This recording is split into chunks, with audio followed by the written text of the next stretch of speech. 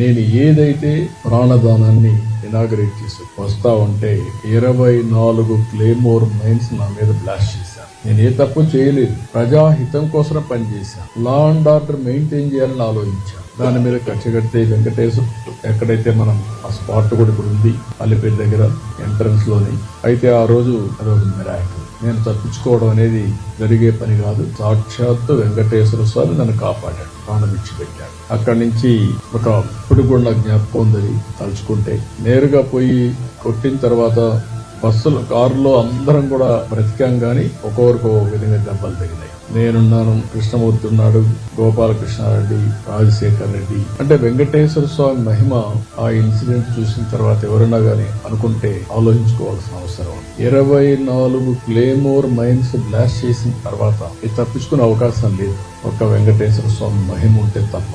అందుకనే నేను ఎప్పుడు కూడా ప్రతి ఒక్కరికి విజ్ఞప్తి చేస్తా ఉంటాను, ఇక్కడుండే వ్యక్తులు ఎవరూ అపచారం చేయొద్దండి. అపవిత్రానికి ఒక తెలుసో తెలియకో అపచారం జరిగేదానికి సహకరించద్దని చాలా చెప్తున్నాను.